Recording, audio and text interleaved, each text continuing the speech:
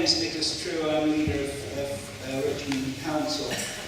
I'm a great believer in, old enough to remember the days when there were public meetings, politicians went round, people heckled them and shouted and asked questions, and we had direct engagement. And I think in terms of trying to rebuild trust in politics, it's very important that politicians who are elected should be accountable in every way in different forums.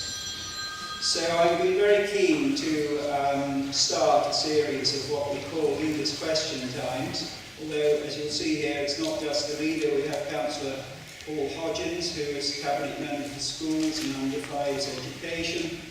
Cllr Chris Harrison, who's the Cabinet Member responsible for highways, who will be answering some of the traffic questions. And I must say the traffic tonight is appalling.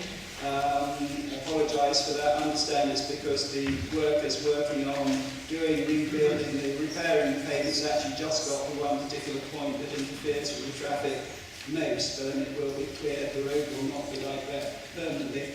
And Cllr Pamela Fleming, Cabinet Member for Environment at the end. I mean, the format is entirely based on BBC Question Time. So questions have been pre-submitted, but we, the members, have had no part in selecting them. The officers have dealt with that entirely. Unlike Question Time, we're also adding on a free question period where unsubmitted questions will be taken. So that will come after the pre-submitted questions, because I think it's important that people feel that not everything is going to be stage managed. If I tell you it hasn't been stage managed, you'll still think it has been stage managed. So we're going to have half an hour of free questions afterwards. And I'm very grateful for so many people coming. I think launching an experiment in democracy on an evening when the weather's like this is just like trying to launch a Cunard liner at low tide, I think. So thank you for coming. Let's hope it goes well. And I'd like to particularly thank our chair for tonight, who's, many of you may know, Dr. Arthur Naylor, who is principal of St Mary's University College. And again, to make sure it's independent, he's very kindly come to play the part of David Dibbleby here and shut me up and make sure you get a fair whack. So there's a lot going on in Twickenham. I wanted improvement in Twickenham to be one of the hallmarks of this administration. So there are a lot of issues that I know people want to discuss. And I'll hand over to Arthur with, I hope, your thanks for his agreeing to come and chair this event, which I intend to be the first of the series, hopefully in different parts of the borough as well as here in Twickenham. So, Arthur, over to you. Well, I'm Arthur Naylor. As Councillor True said, I'm principal at St Mary's University College. You may think my accent is rather more southwest Scotland than southwest London, but I have lived in Twickenham for 21 years. I've worked in Twickenham for 21 years, and I'm actually as interested in the questions and as interested in Twickenham as you are. I've got to give you a couple of domestic announcements. First of all, the fire exits. The fire exits are clearly marked. In fact, you see the nearest one to you, that's important. I think I had a mobile phone go off. It might be an idea if you've got a mobile phone, if we turn those to silent or to off as well. As with any event, I just want to say a little bit about how it's going to work. In a moment or two, I'll ask for the first question. But just how will the evening go? Well, for the first hour and a half, we are going to respond to a number of pre-submitted questions. I think we've got 9 in total. Everyone who's going to ask a question will have a copy of the question because we've got them ready for you. When I call that question, the mic will come to you and you can stand up or stay where you are and read the question. The panel will then respond. We'll give you a chance, if you've asked a question, to come back and ask a supplementary if you want. If there is time and there are other questions just arising around the same issue, we can take those as well. We're giving each question a very strict 10-minute allocation, so if I cut it at 10 minutes, it's not because I'm trying to be abrupt, but it's to make sure that we cover all the questions that we have this evening, and then leave some time for free questions. The other rule tonight is that the questions must be about Twickenham, because this is the first of a series of these events, and there'll be events in other parts of the borough, and there'll be other opportunities to discuss questions related to other areas. But tonight, it's just about Twickenham. That brings me to the first question. I was told, I think, the first question we had was from Nick Dematos, but I think he may not be here yet. If he isn't here yet, we'll come to that question. The second question we had was from Susan Scorer. Susan, are you here? If we pass you the microphone, you want to ask a question.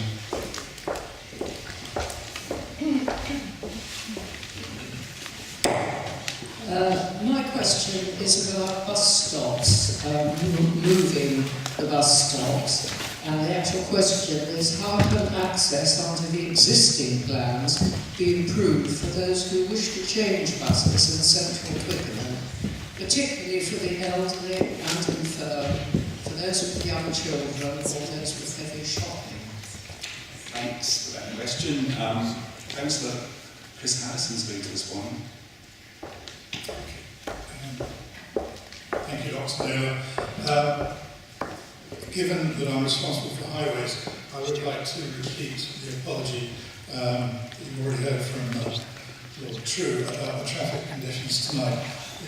Up to now, in general, as we move up eastwards from the centre of Twickenham, the roadworks have caused relatively little disruption, and our contractor is noticed as Conway, and there are people who are working 7 days a week and doing an extremely good quality job. But it just happens to be tonight that they've moved up to a part of the road that actually causes a chicane just sort of eastwards of the pub opposite. So I apologise for the traffic state tonight. They will move further back eastwards, and I'm confident, said he, that the local difficulty we're seeing tonight will clear away. So apologies for that. Okay, the bus stop question in King Street. Let me answer the question. This has had pretty exhaustive investigation and consideration. And I should also say right at the beginning that in everything to do with the centre of Twickenham, the council is not entirely master of its own destiny, because the roads that go through the middle of Twickenham are part of the London Strategic Road Network, and Transport for London has a big say in what happens, and indeed they have a veto in some respects, bus operations, etc. So the question of how we improve the shopping environment in Twickenham and by intending to widen the pavements and improve the balance for pedestrians in the town centre and shoppers is one that we have to undertake in cooperation with Transport for London. That exercise has been going on for 18 months. It's been subject to 3 separate cabinet papers and 2 sittings of the Overview and Scrutiny Committee.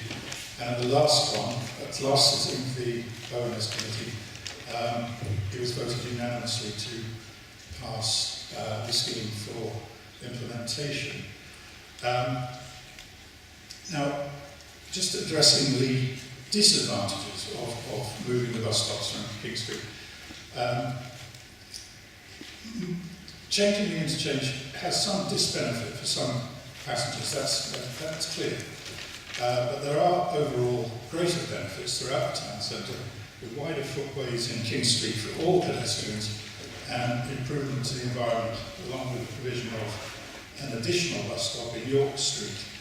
That additional bus stop will significantly benefit those who are entering Twickenham from the Richmond direction and wanting to, say, use the public library or go to any of the shops in London Road. Just take an example. Say you wanted to go to a shop in London Road, I don't know, Waitrose or something. Currently, you've got to get off at either Lebanon Court, walk westwards and then go up Arrowwood Road, so if you want to go to Waitrose. But, or you get off at the end of King Street, walk back and then walk up London Road. There will be an additional bus stop somewhere not too far from Barclays Bank. So you get off there and you walk straight up London Road. So I freely concede there will be people who, we talk about winners and losers, who are disadvantaged by the bus stops moving around the corner into Cross Deep. But there will be this additional bus stop, so it will be a shorter journey for quite a few people, especially if you want to use London Road shops.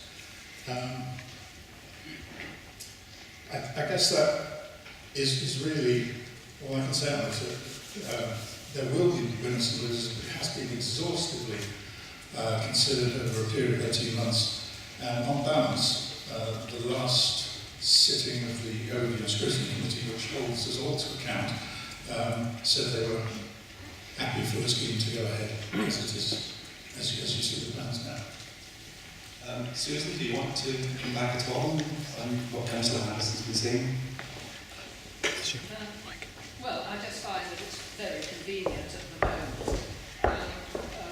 When I wrote to the council about it, they suggested that, I said, it was could be quite a long walk from crossing roads and so on, for elderly and other frail people, that seats would be provided so they could take a rest. And I don't really consider that a very adequate response, because what happens if it's raining, snowing, cold, very hot, for an elderly person to have to negotiate more road crossings and so on, I think is quite tricky. And I know one of the suggestions is it will improve the shopping facility environment in Twickenham. But on the other hand, people like me who are passing through will no longer shop in Twickenham, as I have done in the past when changing buses. I took a petition about the moving of the bus stops into St Mary's Church where we go, and after coffee people were queuing to sign it, and various people, my age group, 18 plus, said, well, that means I won't be able to use the buses anymore. And I think that's been quite a typical reaction. But those really are my main points. The day centre as well. But also, could I just comment that it's a pity that at least those of us asking questions didn't have a chance of actually getting the information that's in these brochures. I just picked it up at the door as I came in and I haven't had time to read it. Yeah, from where I'm sitting, I can't see the brochure. Is it a brochure about the scheme? Sorry? Is it a brochure? Sorry, maybe I should answer that. There is a brochure being produced, which in fact I'm talking to officers about tomorrow about a number of things that's going on in Twickenham. I thought it was courteous that people coming here should have it in advance because it was not due to see it. I apologise if you think that was discourteous, but I'm in fact going to be recording something in relation to that tomorrow, and so I've got some copies of it on my desk. It is very much a live and current thing, so I do apologise for that. It would have been nice to have had a chance of studying. Yeah, no, they will be out and about in Twickenham over all the coming weeks. Okay. I think it's probably time to leave the buses, and if Nick Dematos is here, we could turn to the train station. Nick, is he? No? Well, we'll move on to the next question then. Is Ronald Chapel here? Yes.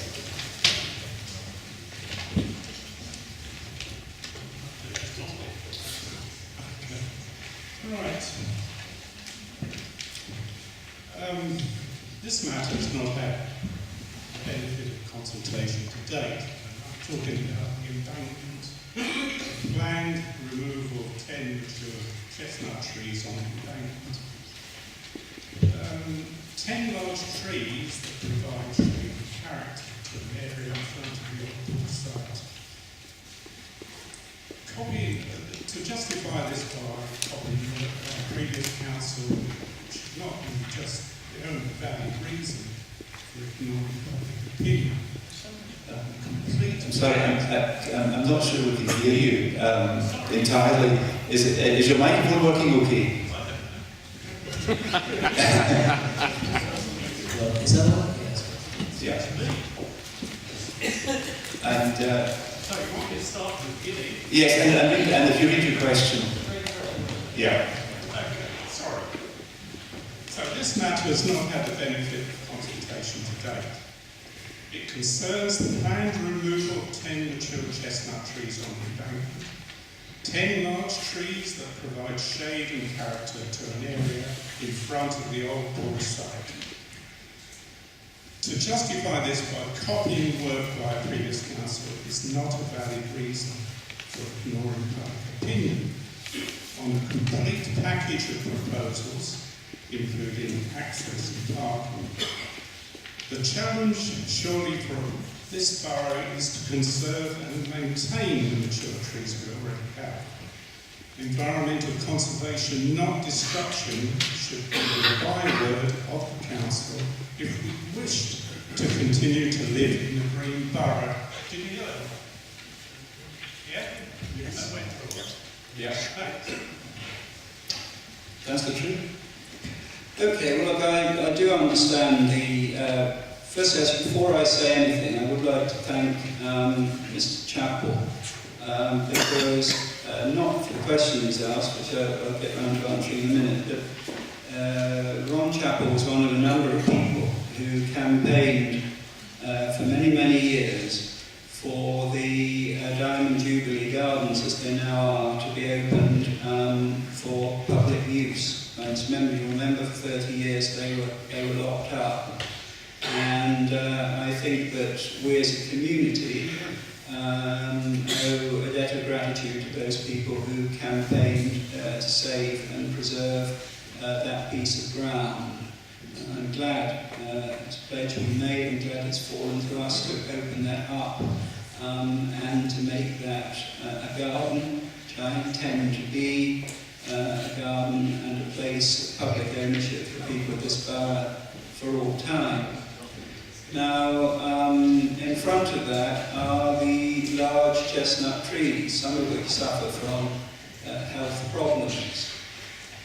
There was consultation on this. The points were included in the discussion on the Twickenham Area Action Plan, and it was indicated that the Council intended to complete the scheme, the existing scheme, to have a coherent riverside along from past the Barmy Arms, along to the end of the land that we own by where the old boathouse was, which would include replacing the chestnuts with the oak trees. Oak trees were actually which had been already acquired by the previous administration are in council ownership. Now I'm the last to say that what was done by the previous administration is necessarily something that I would count as the things I would be guided by.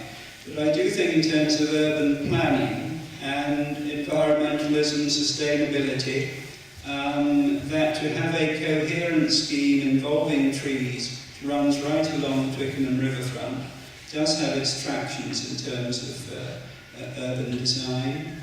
It's not as if would be taking out trees or are taking out trees and not replacing them. Frankly, it's what TfL seems to do all the time in my neck of the woods in East Sheen. I think we are continuing the spirit of the scheme that was brought in under the previous administration. We will have a tree-lined riverside with healthy trees, the prospect of long existence, and a riverside that is coherent and I think attractive and will lead more people actually to come and use the Diamond Jubilee Gardens, which Ron and others helped preserve. So I do take seriously what you say, but I do think replacing trees with trees in terms of urban design and development and leaving something for our children, our children's children, is acceptable. And it was something that was endorsed in principle in the Twickenham Area Action Plan. Does anyone else want to go work on the embankment trees? Or Ron, do you want to come back at all? Yes. Okay. I know, or I appreciate that you say there has been consultation, but I don't think the public has actually been offered, and told what is actually going to happen. I don't think there's been any illustration, for instance, of what you're going to do in any way that's probably works. And that, I think, is I don't think that's a good way of going about it. But I appreciate that if you've got these trees and you've got to use them, that should not be the sole reason why you do this. It should be better reasons than that. Thank you. It isn't the sole reason. I do think that the fact is that there was reference to this proposal within the consultations on the plan. Actually, many people have found the existing scheme which exists along by the Barmy Arms and that area very attractive and thought it was an improvement in the end along the riverside. And I hope and think that that will happen in this case. I mean, the net number of trees planted by this administration, the previous administration, the administration before that in this borough, is enormous. I mean, we're probably one of the boroughs in London that plants over time more trees than any other. In fact, we find it quite difficult sometimes to find places to plant trees when people offer them. So I adore trees personally, and I don't think these things, decisions are taken lightly, but I do think when people see the whole united Twickenham waterfront, and I see that Twickenham waterfront as being the seed to create a new park for London right along the river, uniting York House Gardens should be much more used, much more accessible to the people of Twickenham. Let's see Marble Hill House much more used, not closed all the time. Get people to work together to manage the whole of the Twickenham riverside and indeed the other side, the Ham side, together, so that people outside Twickenham realise what a beautiful place Twickenham is. I'm not a Twickenham person, actually. I come from the other side of the water. But I think Twickenham riverside is stretched right along from beyond Marble Hill right through to Strawberry Hill, including this area, and on the other side, the Hamlands and the Peacham Meadows. This should be one of the glories of London. I'm trying to get the concept going, a new park for London, where people say, let's go and actually see what Twickenham has, spend the day there, enjoy it. Ham House, Marble Hill House, Orleans Park, York House, the riverside, down at Jubilee Gardens, Strawberry Hill. This is an incredible asset, which is not enough understood. And within this context, I think that the proposals for Twickenham Riverside, they're developed in that context, and I think that people find them attractive. I think that's probably as much as we can do in the embankment. You have, I think, a very good and comprehensive answer there. Can we go back to the first question just to see if Nick Dematos is here yet? Yes. Yes, we waited for you. Do you want to read your question? Well, first of all, apologies for my lateness. Perhaps it's best if I just read out my question.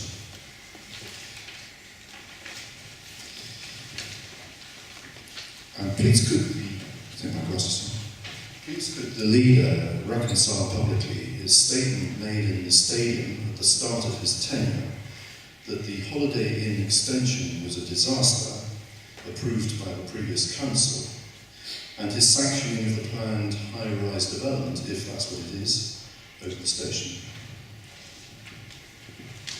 Well, I'm not sure that's objectively historical series of events, but I will answer the question. I believe that I think you mean the travel lodge extension.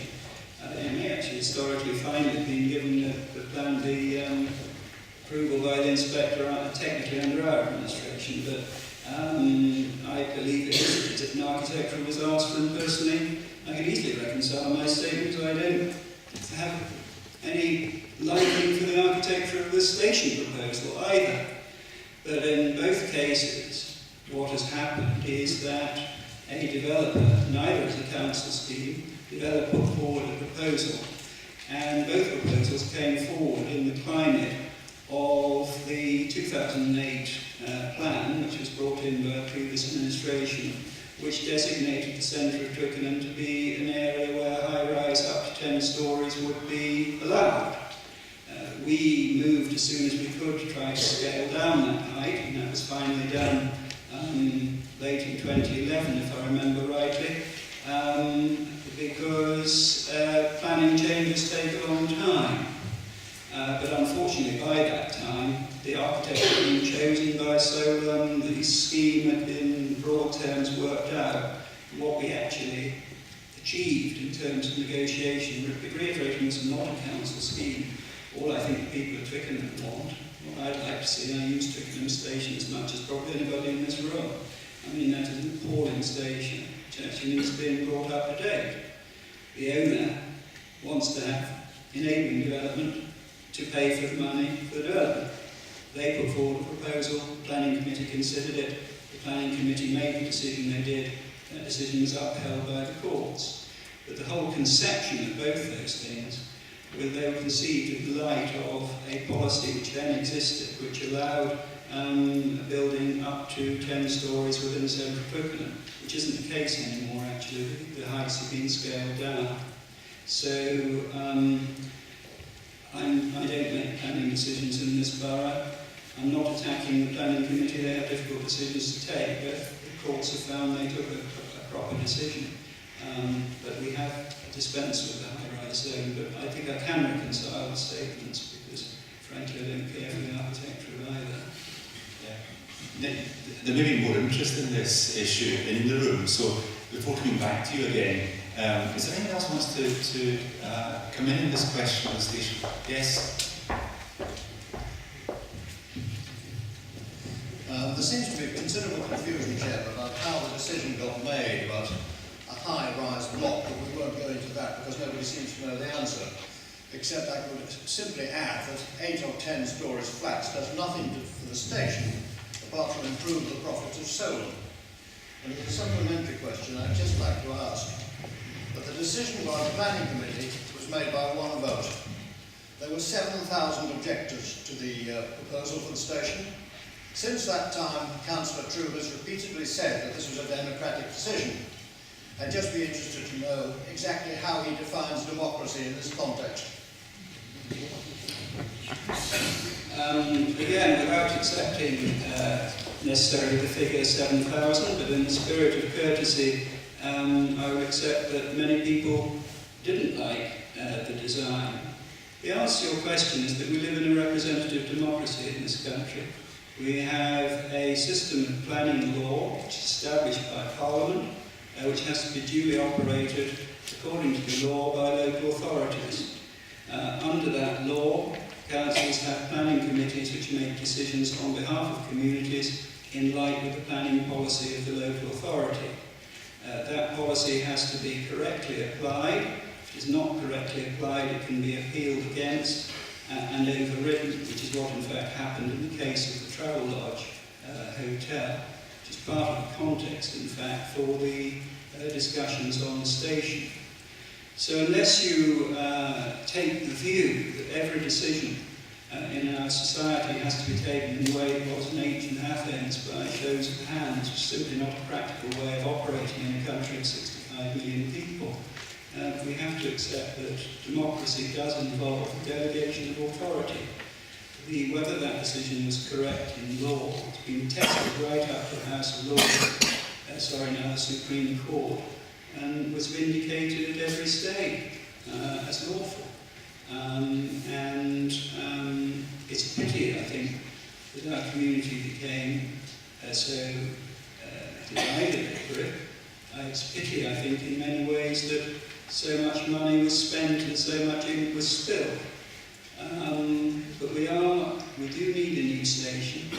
I repeat, this is not a council proposal. Council is a planning authority. Council does not own any of the land. No other proposal has been put forward before the planning committee. in relation to that station, apart from the first Solent proposal, which frankly was even worse and went up to the full heights. And I know that some people are calling for the affordable housing elements which were removed in order to reduce the heights. Some people are calling for those to be restored, which would have meant a higher development. That is the position, and that is the way democracy operates. Delegate power is delegated to institutions. There might be a moment or two for any other contribution in this one. If there's no one, Nick, do you want to come back just at the end of this part of the discussion? Well, just very quickly, so the height of the buildings above the station actually won't be as high as the travel lodge extension, is that right? Well, there is a scaling of height. It moves a bit higher towards the travel lodge extension, I think. I mean, I'm not a planner and wasn't involved in those specific discussions, but one of the issues was a desire to some degree to mask the travel lodge, but the heights of the Solent 2 development, the massing and scale of the Solent 2 development, significantly less than the original proposal that came forward from Network Rail Solent. Indeed, the number of dwellings in there was cut by, I think, for about 35–40%. I think they were originally proposing 155, 160, speaking from memory, and we're down to 110. So it isn't the perfect answer. The problem is with planning. Our policy, our revised policy, is what we call in the jargon an emerging policy for most of the time. The established policy was the policy which allowed up to 10 stories. That was a policy which was approved by the previous administration. I don't play politics in its historical fact, however, that up to that height would be permitted. We published our intention to reduce the scale and heights, which actually will apply obviously on the other side of the post office and height. But the strength of that proposal only grows with time. Meanwhile, Solent have been going on for 2, 3, 4 years with their proposals. So they at any time would have had the right to appeal a refusal, and indeed technically could have appealed Solent 1, which was the valid proposal. No other proposal, either than those two, has ever been put before the Planning Committee of Richmond Council. And in the law of this land, those are, we can only consider what's put before us. And what we have now, I don't like the architect, but we submit better than what was originally proposed. And for God's sake, can we please have a new station? Ready for the next question now, although I'm not sure whether Alan Duranch is here yet. He wasn't at the start of the meeting. Alan Duranch? Again, we'll come back to this question if you have a chance to get here. The next question, again, had a question mark at the start of the meeting. I think these traffic problems were causing all sorts of difficulties. John Ricky, is John Ricky here? Yes. On Water Lane. Have we got the microphone? Yeah.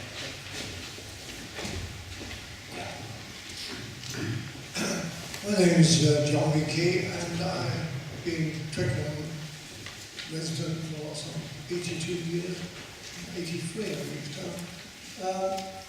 And of course the great thing about Twickenham is the potential of the riverside.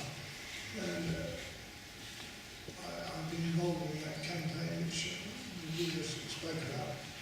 But I'm worried about the statements made in your pamphlet on the purchase of the Santander building and the 2 adjacent shops, and presumably the car park behind. And I see there's no reference to a consultation on what's going to happen.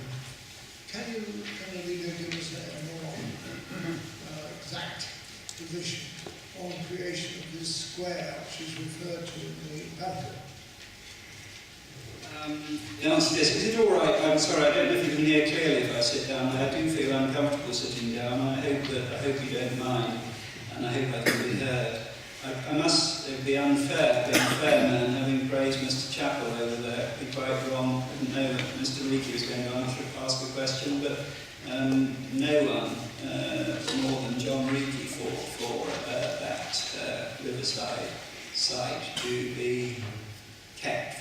this borough, so full tribute to him.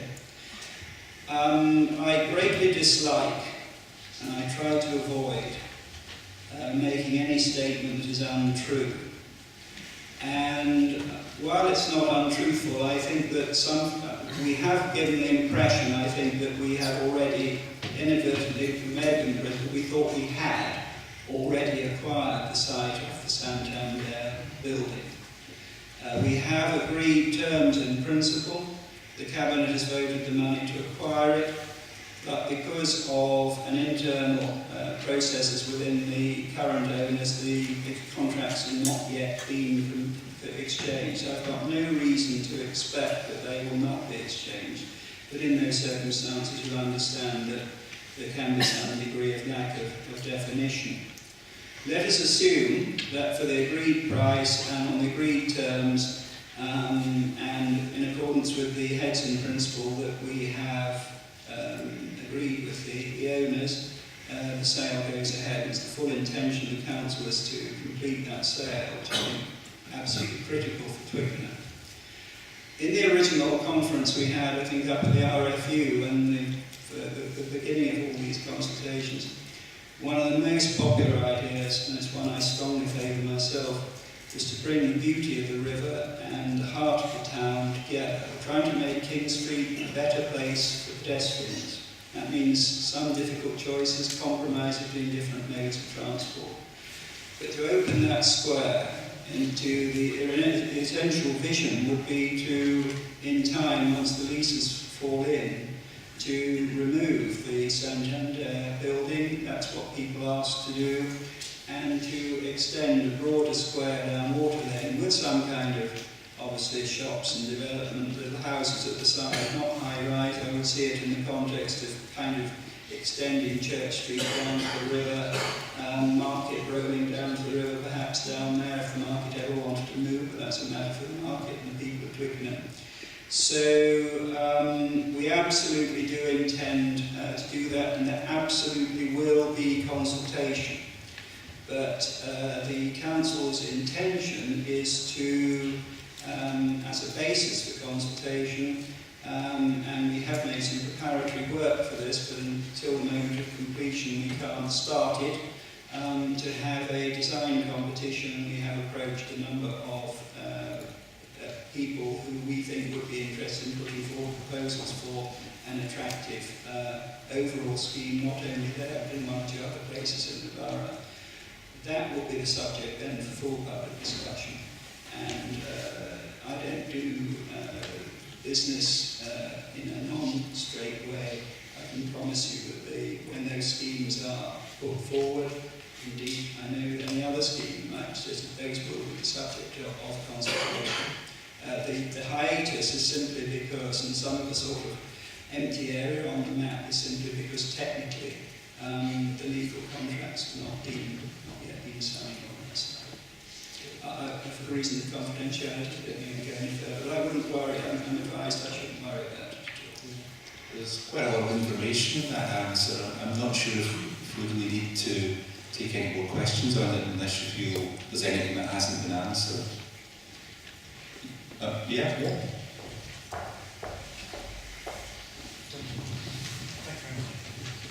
Does that mean that the falling down wall will continue to be barriered off for however long it takes before the purchase goes ahead?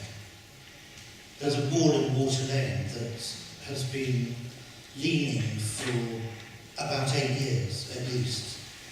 It's currently barriered off, and as a result there are no parking spaces. Parking spaces have been restricted. Well, I can't answer the specific question in relation to the wall, but if you give your name and we will ensure the senior officer sends you an answer specifically on that point. I think that the principles of the approach are set out in the Twickenham Area Action Plan. Derelict land in Water Lane built has been used as a car park towards the Jubilee Gardens. That would be acquired by the council in the same way as the Santander site, and the front would be pushed back. But obviously in the interim, while the leases fall in, planning permissions are sought, the site must be made safe. I want to move as fast as I can on this, believe me.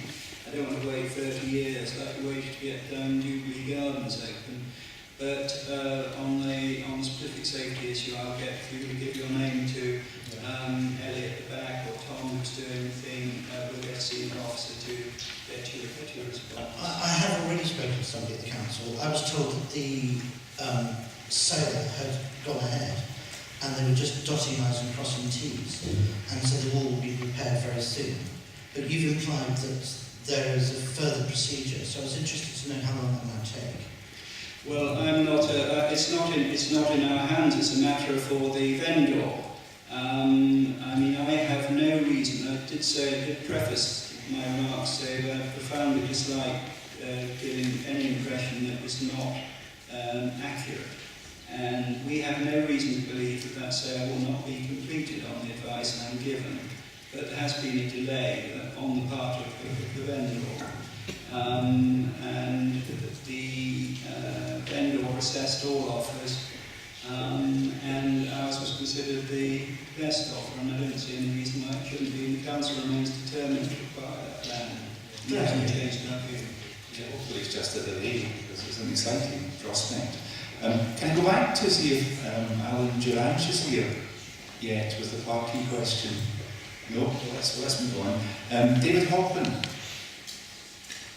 I had a question mark against David as well. I don't think he's here. Okay, we can come back and try later. That takes us on then to Martin Lee. Yes. My question also touches on the lady with the bus stops. From what I understand, part of the decision to remove the bus stops from King Street was on the grounds of easing capacity for through traffic. Which only seems to be a problem. It seems to be mostly traffic light phasing that's causing this problem. And I was wondering if consideration had been given to creating a one-way system in Twickenham for parts of Arundel Road as southbound, York Street as westbound, and London Road as northbound. Because that way, at least solve the problem with the bus stops of having all north and eastbound buses stopping at the police station in London Road. All your westbound buses would then stop in York Street. For the stop that's currently eastbound in York Street, you could have a stop instead towards the bottom of Arundel Road. Yes. Councillor Harrison. Yes, thank you, Mr. Lee. It is a good idea, and it's an attractive idea. But let me just say again what I said at the beginning of the last answer that I gave. We're not entirely our own masters in Twickenham Town Centre because of it's part of the strategic road network in London, and we've always got somebody we have to convince about a radical new traffic scheme. Prior to 1990, it was the Highways Agency. After 1990, it was Transport for London. The reason I go back this far is just to tell you a story, as it were. Some of these schemes and ideas go back as far back as 50 years.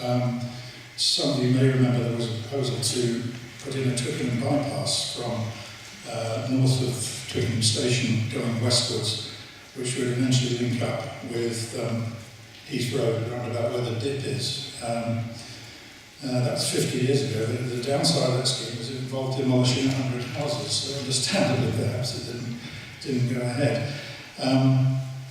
We are fortunate enough to have in the Highways Department in the Council a person who actually worked on that one-way system idea in 1973.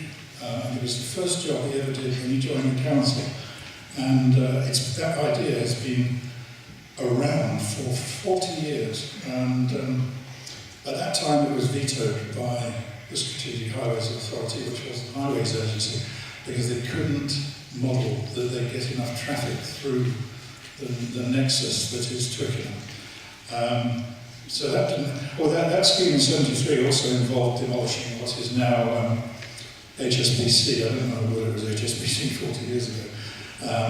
But that right turn from York Street heading up north towards the station, if it were a one-way system, is problematic. So they thought about knocking down that building on the corner, but it never went ahead because the Strategic Highways Authority at the time didn't let it go ahead. So fast forwarding right to last year, 2012, we had that as a possible option, and it was one of a number of alternative schemes which was modelled during the feasibility stage for the current highway scheme in Twickenham. But it resulted in longer journey times for buses. So computer traffic modelling has gone ahead leaps and bounds since the last time it was looked at. But again, it resulted in longer journey times for buses and unacceptable queue lengths for general traffic. And buses for the right turn from London Road into Arrowden Road. And it was not taken forward. It's in effect, and so that major one-way system was not taken forward. However, there was a sort of sub-option, which was to reroute the buses around, all the buses around Arrowden Road. And we asked TfL about that, and they have an absolute say on how their buses operate, and they modelled it, and they said it was not feasible for their buses. So they said, no, we're not going to do that. So I agree with you, Mr. Lee, it's a very attractive idea, but over the years and decades, it has not, our strategic partners have said that it's not an option that they'll consider. So that's where we are, I'm afraid. Okay. Yes, at the front there.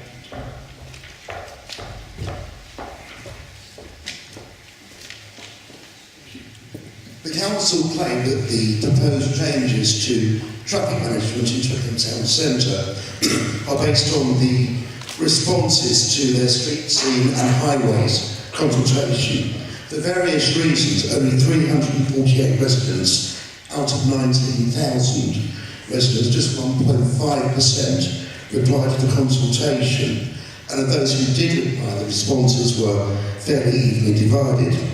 Given that less than 1% of Twickenham residents supported these proposed changes, does the council really have a mandate to proceed with them?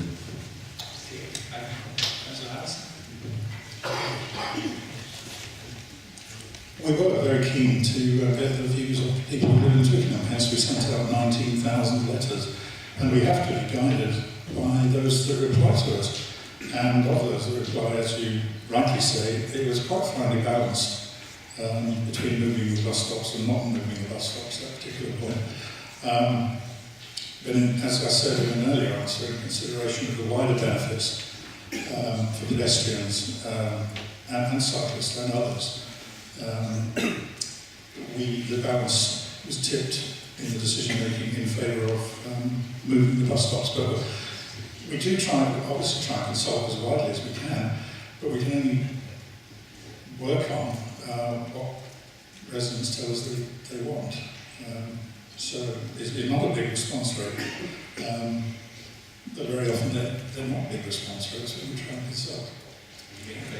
Could I perhaps come in and add on that? I mean, I'm not the expert on the details of the bus proposal, but I can assure you that TfL has been over that ground time and time again, as Councillor Harrison said, and TfL who operate the buses and who have a say in the roads, accept and endorse this scheme, and indeed the Mayor of London, and we should be, I think, grateful for this, putting £4 million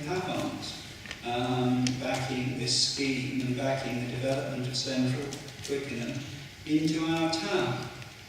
Now, when I formed administration, we had the conferences on Twickenham. We did come in with promises that we would actually bring Twickenham in from the cold. So we had those public conferences. We've had exhaustive consultation in all sorts of forums with responsible bodies and with the public in different modes since then. One of the overwhelming things that came out was that people would like to see King Street, the core of our town, made a better place to be. Now, as an outsider, I shop in Twickenham, I walk in Twickenham. I can think of almost no place in this borough, apart from the A316, that is more hostile to pedestrians than King Street. It's absolutely ridiculous that the heart of a town should have this sort of three-lane highway going through it. So the essence of the council's proposals worked up in consultation has been to broaden the space for pedestrians, to have wider pavements, and the merit of getting the buses stops moved out of King Street is also to create a safer environment for cyclists. At the moment, all those buses there, cyclists have to go out and round those buses. The accident rate is actually disturbingly high. So I think balancing, making King Street a nicer place to be for pedestrians, keeping the bus stops, recognising we had two discussions with RAID. They had specifically deferred the decision on representations from RAID and made some modifications in terms of the impact on older and more disabled people. To find the right balance, which is what councils and communities have to do between the different modes, reducing the dominance of the motor car a bit, making it a better place for pedestrians and making it safer for cyclists. That's what we're trying to do. I want people to come to King Street and say, hey, this is as nice a place to be as the rest of Twickenham. Don't we should be apologising for Twickenham. Thanks. I'm not going to go back to the two questions that we didn't take. I'll try that later. I want to move on to something quite different. It's something I quite like at the sound of, because I'm a great lover of the Saturday market in Twickenham. Alan Winter, the Twickenham Indoor Community Market.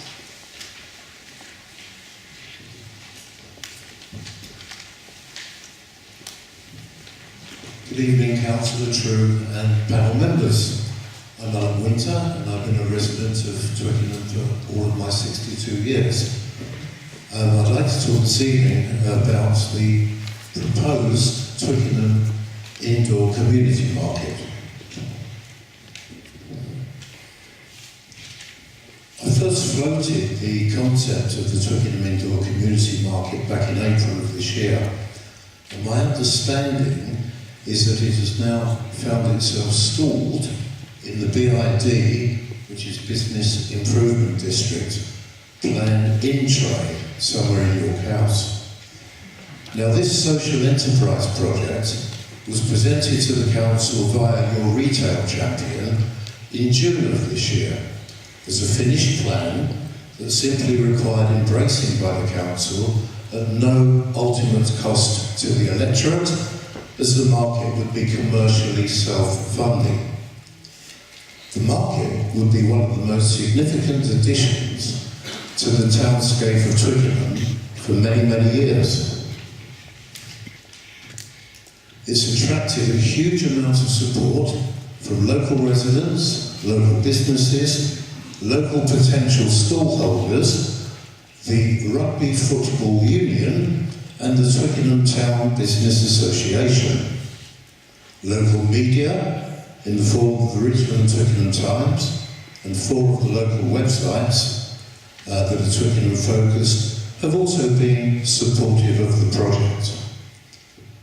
The proposed 6 days a week permanent market, which would focus on arts, crafts and collectibles, would not be competing with existing businesses at all, but will introduce additional footfall, consumer choice, energy and activity into Heath Road, and it would be based in the old Citizens Advice Building, which is currently still available and on the market by the property agents.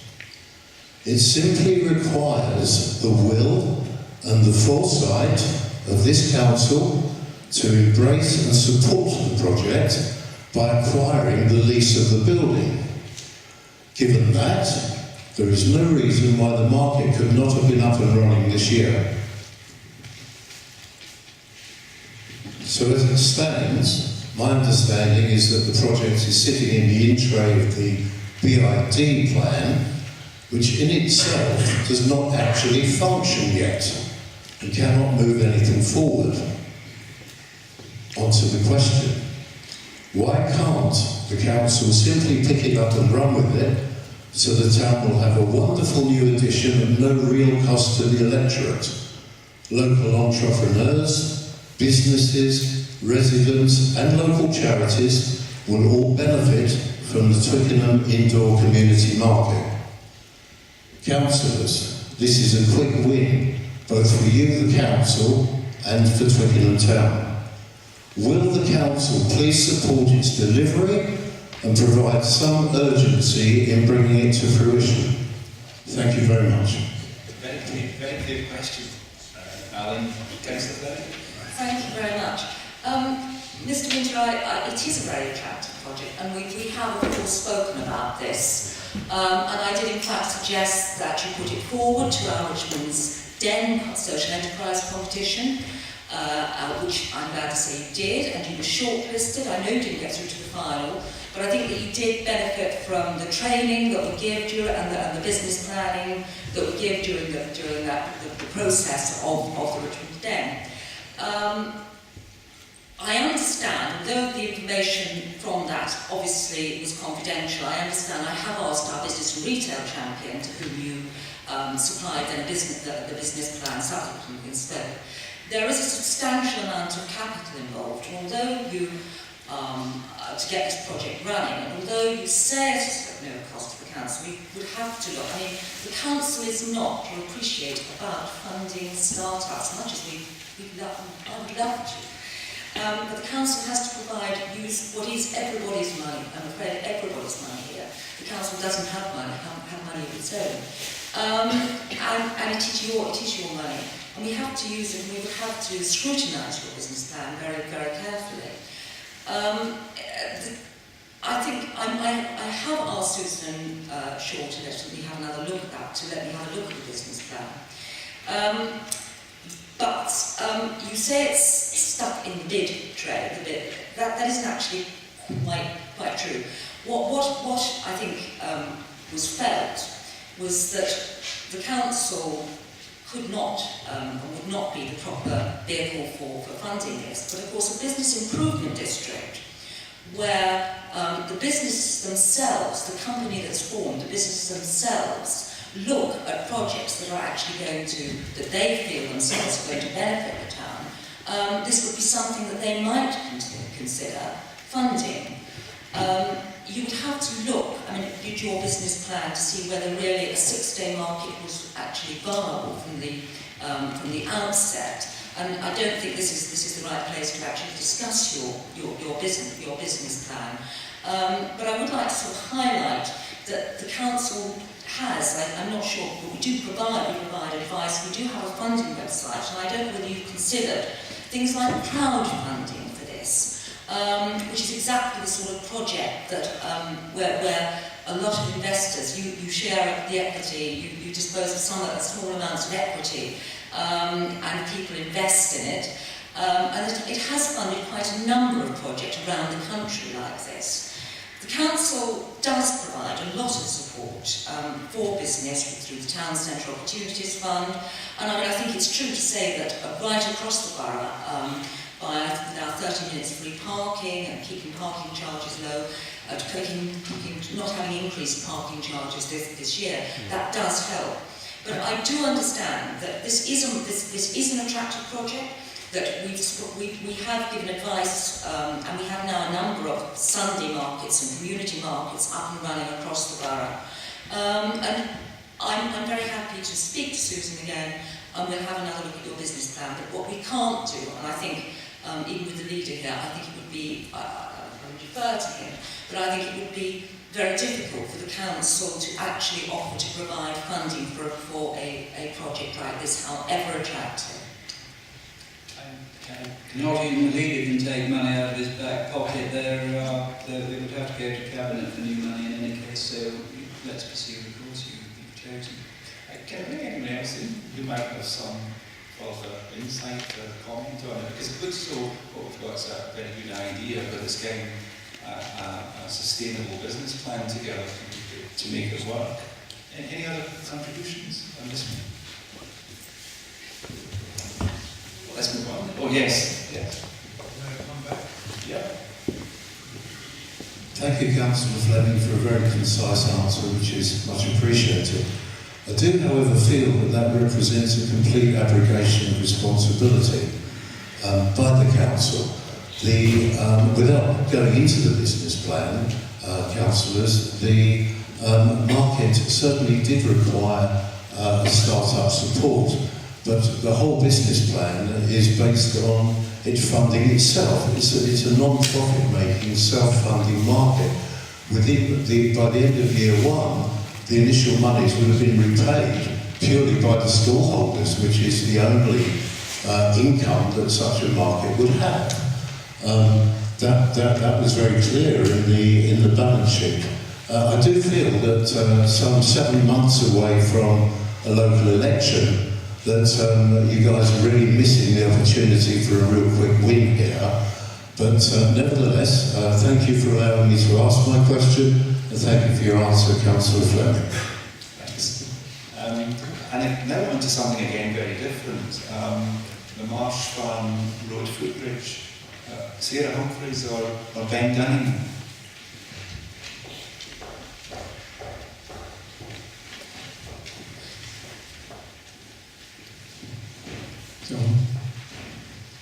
Smaller fish than some of the stuff that people talked about. Read from my question. Essentially, are there any plans to improve the footbridge over the railway line at the end of Marsh Farm Road? I ask as a local resident, largely because this bridge is frequently overgrown, there's an awful lot of litter, it's filthy most of the time, and the entrances on both sides are dark and intimidating during the day, but particularly at night time.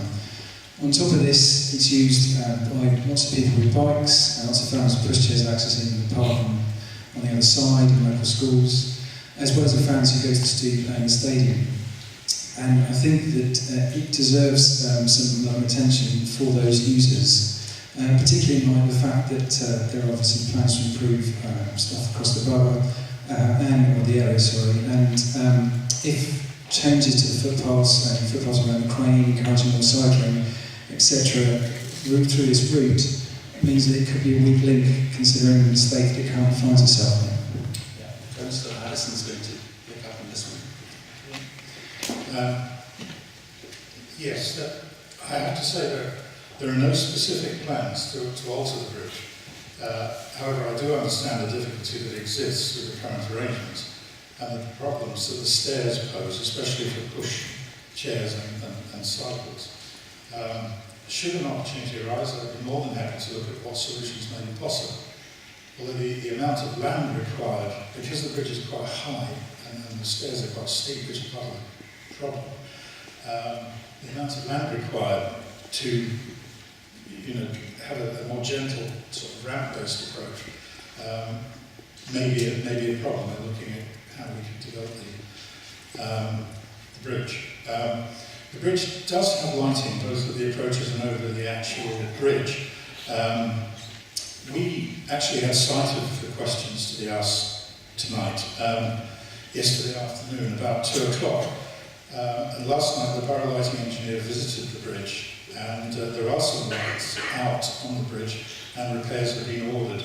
The borough engineer also noted that there are some trees shrouding the street lights in the area, and the tree department has been asked to trim those back. And we will be asking the cleansing department to deal with litter and overgrown vegetation. So, in a nutshell, there are no current plans on the drawing board, as it were, to change the bridge, but we've set in motion to address some of the problems that you're experiencing. Okay. So there's been action already. And this one, do you want to come back on that at all, or does anyone else want to pick up on the Marsh Farm? Thanks for the response, and I did anticipate that it's unlikely it would be very high up in terms of plans. As far as the lighting goes and overgrown vegetation, yes, there are lights around, but at both ends of the bridge there are essentially blind corners, and even if it's well lit, It's that arrangement which can be the intimidating aspect for some users of the bridge late at night. So despite the lighting, it would be still very difficult for someone to know if someone's lurking around the corner, not implying that happens all the time. So it's some of the lines of sight that could be improved significantly, which would be possibly quite an easy job to do too. Could I just say something? I mean, I think that I'm very interested in the point that you make. I mean, these bridges over railways, which are some very old bridges, some of them, and I've got 2 or 3 in my ward, which I dread navigating sometimes. I mean, clearly the changes would have to be negotiated with Network Rail and other factors. I mean, it's not something that we dishonest to say, you know, we can solve all this. I'm interested in this concept, I'm very excited about the Mini Holland bid, for example, that we've got on the short list for the Mayor to improve sighting in some areas. I know in Councillor Speak here in the room has been very much involved in his ward in terms of trying to persuade Network Rail as well to improve footbridge in very important footbridge in that ward. They can be moved. We can take an interest, but I can't promise an overnight response. But I think that's very interesting questions, because these are the actually real life things that do make a serious difference, as well as the big things that you're talking about. So we will, please, those Dallas officers went out, they got a sight of these questions, but we will, I think there's a broader issue about footbridges which you raised, which I think is strategically interesting, and we'll reflect on it. And I will ask the borough engineer to go back and have a look at these blind spots and see if they can be addressed. Thanks. We're doing rather well on time because we've got 20 minutes before due to into free time, and we've 2 questions which we haven't been able to get to yet. I'll just check again. Is Alan Durange here? No. Or David Hopton? Well, that's going to give us more free time if we want to use it. I won't tell you what the questions were, because they were their questions, but I'll tell you what areas they covered. And if anyone wants to come back on these areas, they can. One was on parking, and the other was on retail space and the kind of balance of shops and other kinds of businesses in Twickenham. So if anyone's got a question in those areas, we could take that. I'm also conscious that Cllr Paul Hodgins is here, and as someone who's involved in education myself, I can't believe that there hasn't been a question put forward for him. So there's a golden opportunity as well to pick up on any questions, and of course you wouldn't have seen what the questions are, so it's going to be at a disadvantage when it comes to answering them. So it's free time now. We'll try education first. Is there anything in education for Councillor Hodgins? Yes, and it's Twickenham only, yes.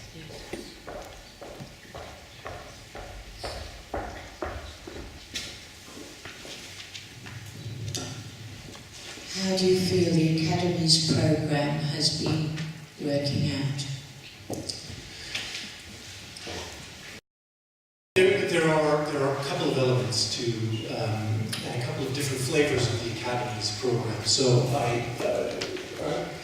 assume you were talking about the sponsored academies, in which we've got 3 secondary schools across the borough who are sponsored academies.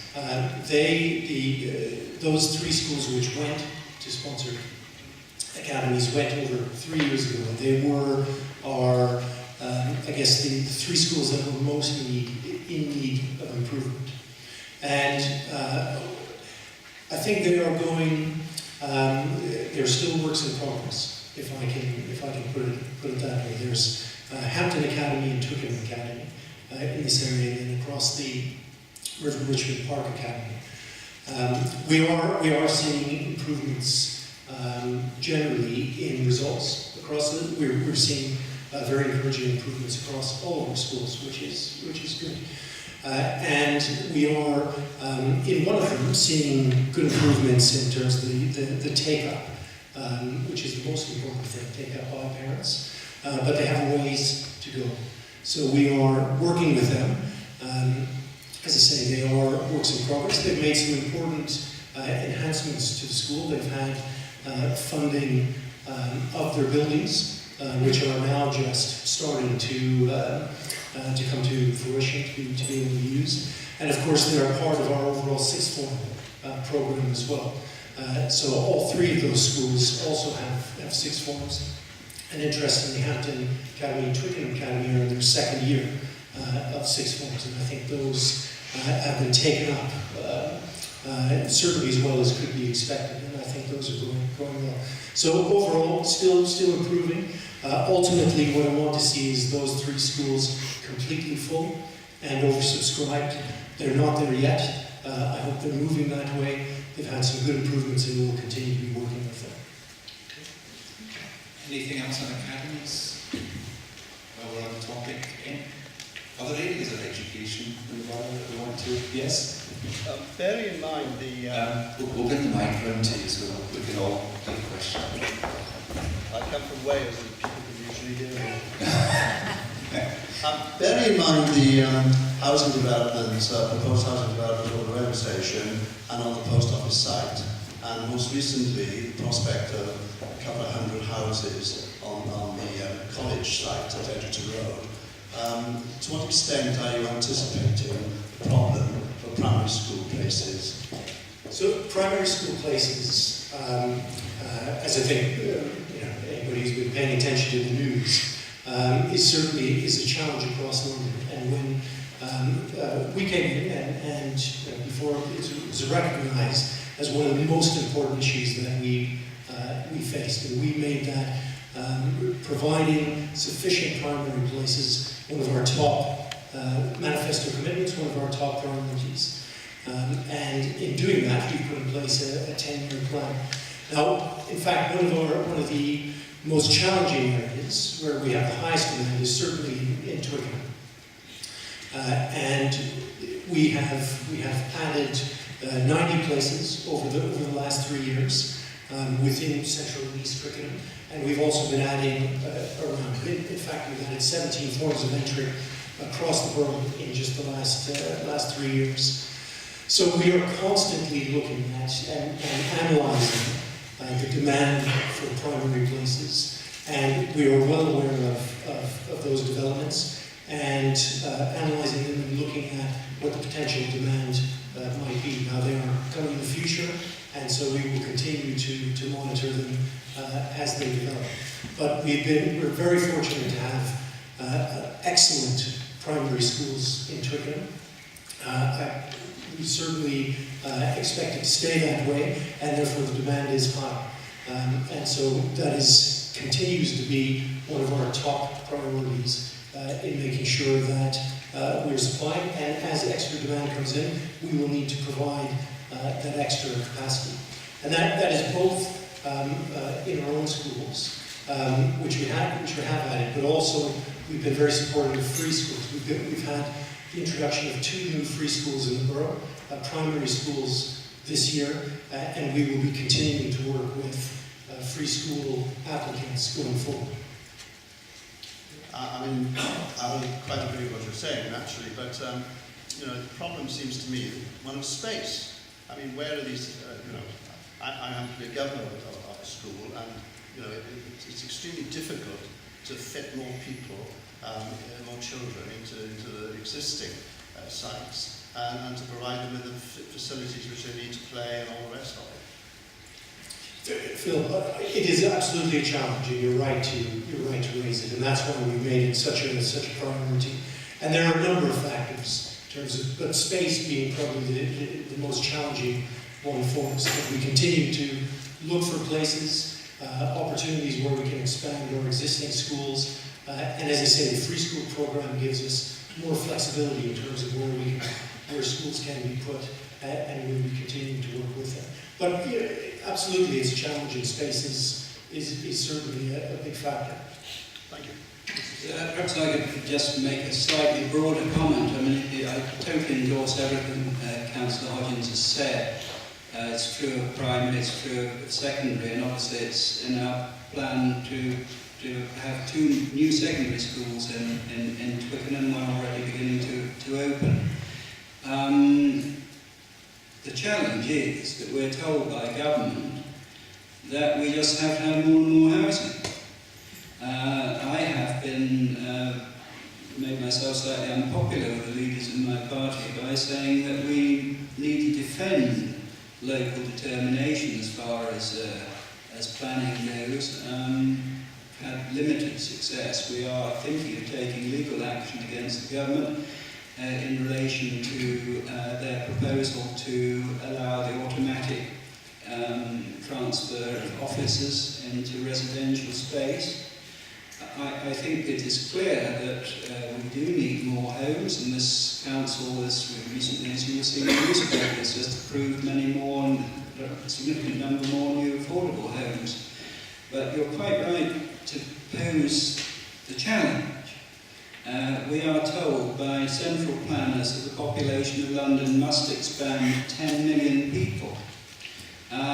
If that is the case, and it will be decided in effect by forces beyond our control, human nature one of them, and government will the other, then all councils will face the challenges of finding the space to provide the facilities. I actually simply think it is dishonest to pontificate about wanting more homes without giving local authorities and local communities retain the authority to make decisions about how those other facilities can be accommodated in communities.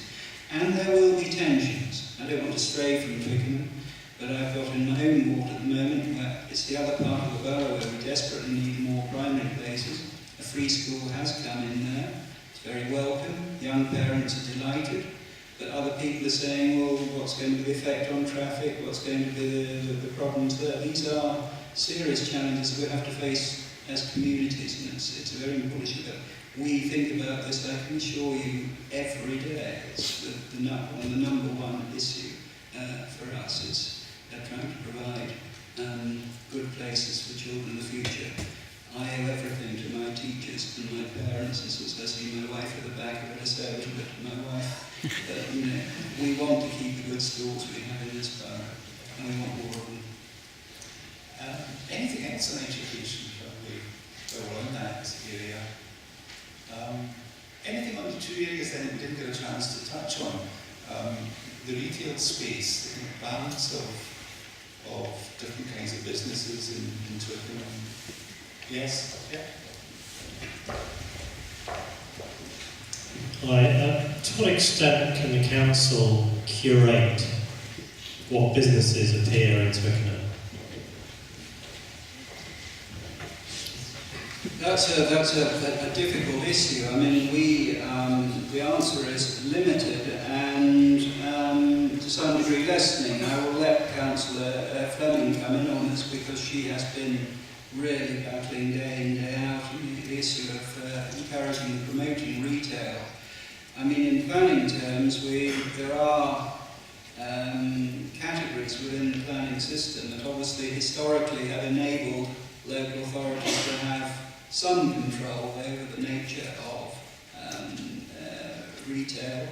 We are supporting the action of Islington Council to see if we can keep some control, gain some control over betting shops. But in terms of actually paternalistically saying we'll have a jeweller here and a fishmonger there and so on and so forth, it actually really never was like that, and it ain't going to be like that. But all the pressure from the coalition government is to say, take away these controls. The government's currently thinking about allowing high street shops to be converted into houses automatically. We are resisting that. I've been to see the minister and told him, well, I won't say what I told him, but we are trying to defend our high streets and keep it active. But if the government removes the limited instruments that councils have, it will become more difficult. It's not a council of despair. Communities together too can encourage, you know, I think there's why things like business improvement districts and so on may offer hope that legally the resources of councils are quite limited. I know Councillor Fleming wants to come in because she has been day in, day out on the retail front. Well, yes, there are. I mean, as the leader says, it is very difficult. One thing that we've noticed is that where an area really knows who its landlords are, and St Margaret's is a good example here, in fact, they tend to work with the landlords to try and to fill, they know what sort of shop the residents want and use, and that's the sort of, they then work with the landlords to try to fill it with that type of shop, and they've had some success with this in St Margaret's. It's obviously much harder where you've got bigger offshore landlords, pension fund landlords who really have no interest whatsoever. We have actually started meetings about sort of 2.5 years ago with commercial agents, and again that does help to give more of a feel, give them more of a feel of what might succeed in an area for their landlords. Pop-up shops again sort of tend to also help to test the market.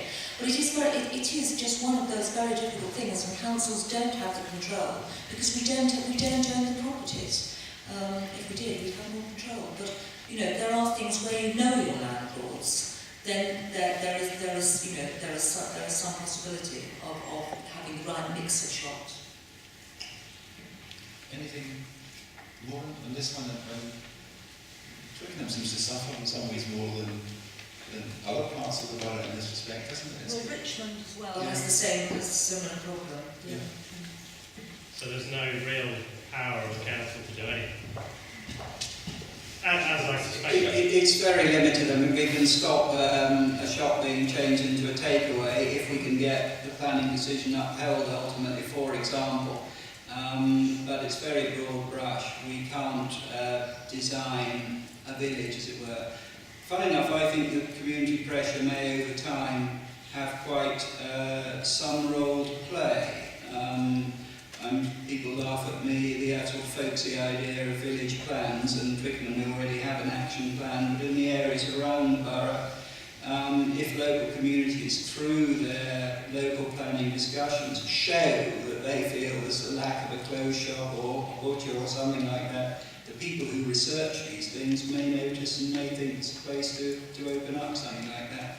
But the tendency, the legal controls are severely limited. We can't say no to a supermarket because it's a supermarket. That's not possible. Is it the same situation next to the train station, that next phase of the redevelopment for the post offices? I'm assuming it's limited what the council can say in terms of what happens there. Well, obviously the landlord will, I mean, in the broad plan, there is a small shop and cafe frontage there. I mean, obviously the key thing with the council is asking for there is a community hall, which has been something which the community wanted in the consultations very much. You know, which could have mixed use, you know, theatre, meeting places, basically cinema, possibly. But the actual shop units that go in there, in any part of the borough, as Councillor Fleming has said, if it is legal frontage and it complies with the use class order for that site, sorry to use the jargon, the landlord will tend to take the best rent they can get. So our powers are limited, but we obviously want something attractive there. I'd like to see, I always wanted to see that area and north of the railway become a sort of piazza, because for Twickenham, and the post office site developers have pulled back the frontage there, opening up a little bit towards the river. I wish the developers of the station had thought about doing the same. But you know, officers are in talks with them, but at the end of the day it will be a commercial decision. And there was a point across there, I think, if you can bring the microphone round just to sound.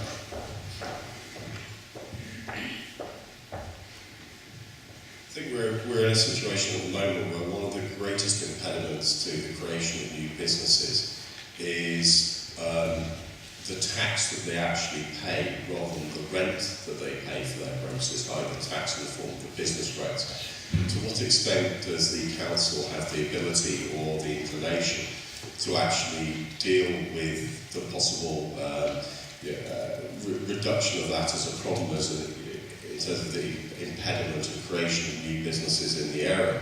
Because it seems to be that at a particular moment, many businesses are actually paying more in business rates than they actually pay to rents to their landlord, and with pressures on landlords to actually reduce rents to keep businesses going. Otherwise they lose their tenant or have an insolvent tenant. It seems to be that this problem's only going to get worse, in that the biggest cost to a local business could well be its business rates.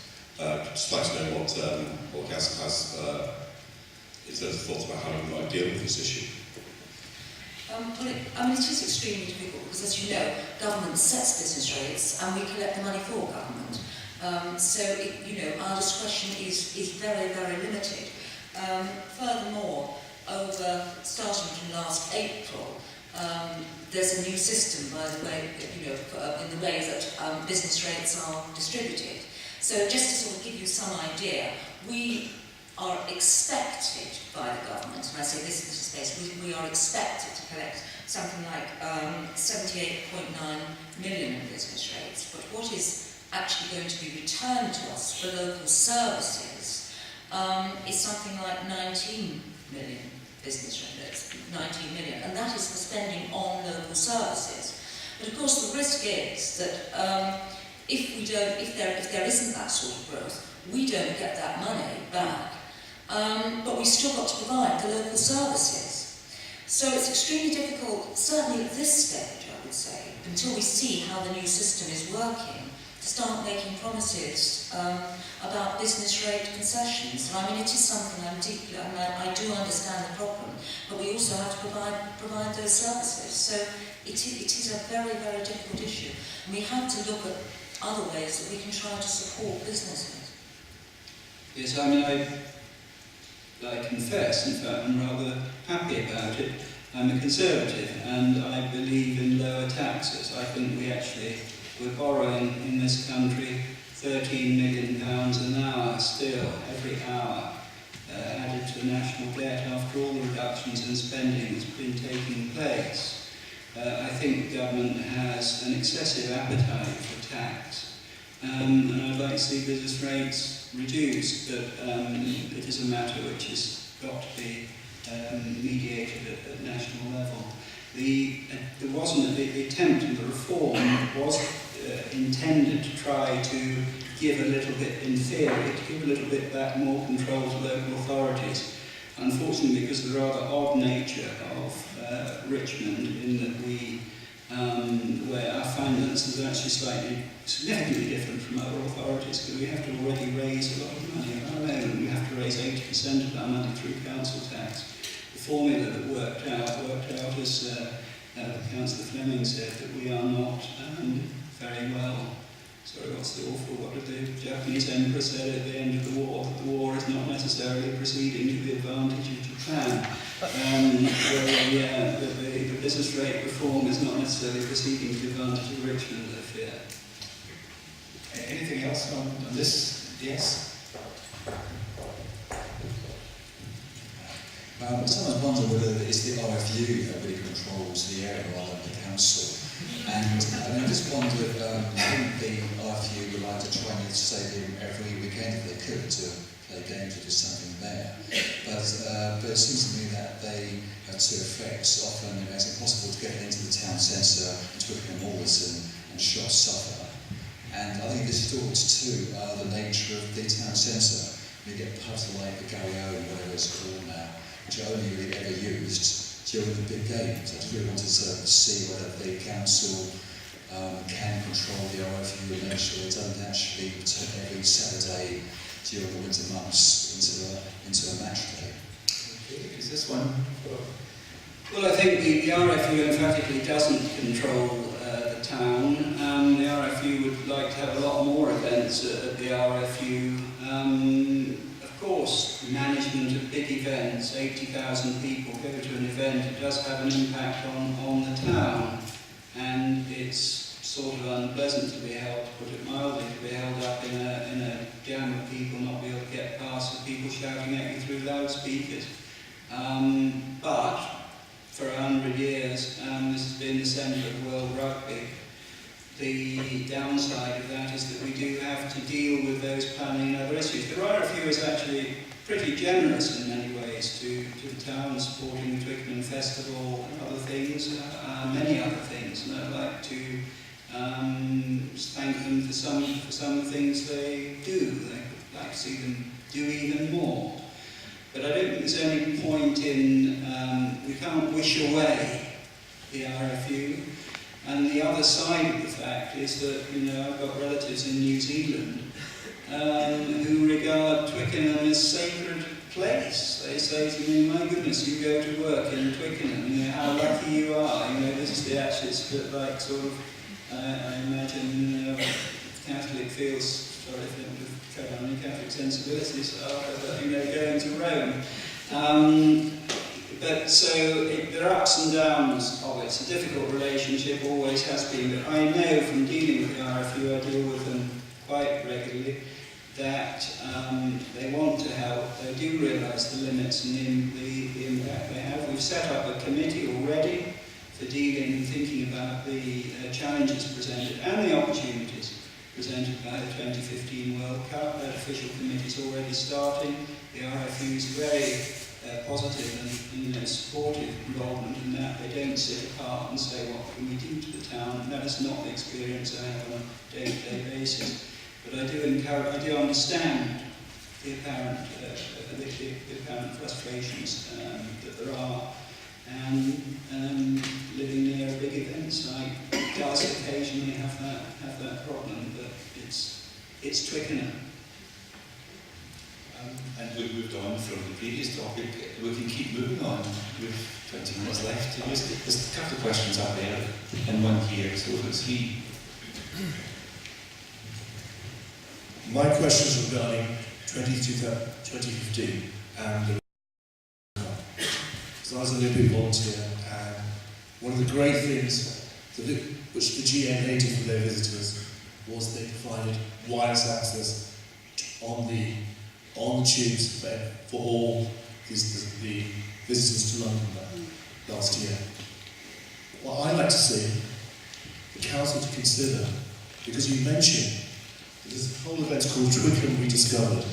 We have hundreds of thousands of supporters coming to Twickenham every year, and we're not marketing these people. What I'd like to see is the proximity of the civic centre, the libraries to Twickenham. We could set up wireless access to the Twickenham Riverside and be able to market Twickenham to these supporters who only think of rugby and beer. And they don't know about the wonderful restaurants, Church Street, the wonderful ambience of Twickenham. Because there's more to Twickenham than rugby. There's literature, there's art. Please put that to your 2015 committee. Yes. How much do I agree with what you say? I know Councillor Fleming wants to, in fact, in a sense, you're rehearsing rather more eloquently what I just said, and I said several times. Twickenham is an incredible place. I see that as an outsider. I'm sure that many people here record as 83-year resident of Twickenham, you're resident. And we are determined to market Twickenham. I talked about the concept of a new park for London centred in Twickenham, which is intended to begin to attract a new type of and extend the visits from people who are interested in the arts and the culture, the incredible heritage we have here. We put on the Gardens Festival this year, centred in Twickenham, at Orleans House, which attracted people from all over the country, working with other institutions. We intend to repeat that kind of thing next year. So I indicated to the gentleman there that not, despite the trying nature sometimes of the town on a rugby day, there are people who think Twickenham is sacred territory. It would be nice, we want to try and persuade people to take a little bit of extra time in Twickenham, enjoy some of the other things, not just come and go in the afternoon. reality is that many sports fans will always come and go in the afternoon because, you know, they're allowed out by their partner and they're expected back by 5:30. But people who come from further away, we do need to capture this, and I know that the tourism part of the council is thinking about that all the time. I don't know if you want to add anything on that. Well, yes, I mean, we do see the Rugby World Cup as a huge opportunity to promote Twickenham, the arts and culture as well, and arts and culture across the borough, because people are going to be coming for quite a long period of time. They're not going to just be coming for, as they were for the Olympics, for fortnights. It's sort of 6 weeks, and it'll be a focus on the area. But yes, I mean, promoting Twickenham for tourism is hugely important. It's a beautiful stretch of river, and of course our arts service is actually based at Williams House. And our libraries are also doing a lot more now on art and culture. Bringing art and culture onto the high street is absolutely sort of central to our tourist and our high street policy. So yes, very much. And while we're on 2015, Paul, do you want to say anything about 2015 opportunities or Chris? Well, certainly as part of that, schools will be taking part, and it's a very exciting opportunity that I'm sure that we will all be celebrating. Okay. We had another question out there as well. I wanted to raise the issue of Greggs around the back of Twickenham Green. It's a lovely part of the world to live. I live there, and I think there's a lot of young families around there. When I moved in about 6 years ago, there seemed to be this rumour that Greggs were going to move because it's a really unworkable site for them. It's tucked away in the middle of this residential area, and large HGV lorries going down Edwin Road and causing a lot of traffic down that end of Heath Street. Well, they haven't moved, and their enterprise is growing, and the lorries are getting more and more frequent. So I wondered if you're aware of the problem, and just wanted to raise that. I think it's going to become unworkable, and I think the biggest fear amongst local residents is that the nightmare scenario that young families with young kids who want to use that west end of Heath Road, having to negotiate past these big lorries, someone's going to get knocked down, and we should really sort it out before something like that happens. Anyone, Pamela, is this you? Greg? Not really. I don't have any. I think it's ultimately, the specific traffic issues you refer to, Chris will have to take that, and we will take that back and talk to the transport officers about it. It is an established business, and we can't close. I've got a timber merchant similarly in my ward that has big lorries coming in and out near a school, and it is a worry. But where there are inherited, if you like, rights, it's a matter of discussion and monitoring and control by those means. We will take away what you say, and Chris will have a word with the officers about it, because it's not an issue that had been raised with me personally before, but I'm glad you raised it. I think Chris is going to forward as well. Yeah, I have seen 1 or 2 emails from the area at the western end of Heath Road. The problem we've got is they're a legally established business, they're a non-established business. We can't impede their operations. We can certainly look at if there are accident record, if there's an accident record there, we can look at safety, and we can. But the problem is almost any solution that we consider will involve lots of parking, because what we'd have to do is put in the yellow lines to make the passage of these vehicles safer. And that means that we lose parking for residents, which is fiercely opposed. The problem with highways is it's kind of a zero-sum game. They're not building any more space on the roads. And if you make space for one class of user, then another class of users suffers. So all I can say is please do send us an email. You know the emails are on the council website for the Highways Department. Do send us, or send me, any communication you want to about it, any ideas that you've got, and we'll get officers on it, and we'll come around and talk to you. We'll come and have a look. But there is always this balance, and almost any solution that we envisage will involve a lot of parking, which won't be welcome for people. But please do talk to us and we'll come and see. And if we stay on this side for the question, and then we'll move across here, because I see there's hands on this side as well. Just in the centre there, I think there's a gentleman back there.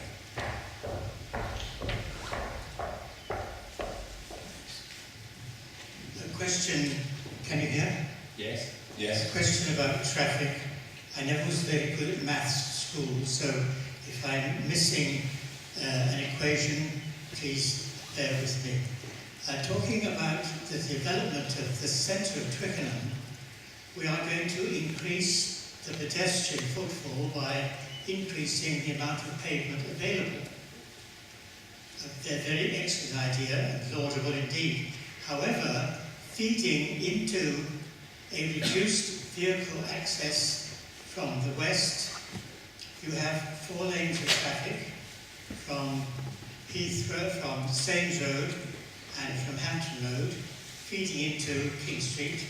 Coming from the east, you have 4 lanes of traffic from the London Road and Richmond Road, feeding into restricted traffic access in the centre of Twickenham.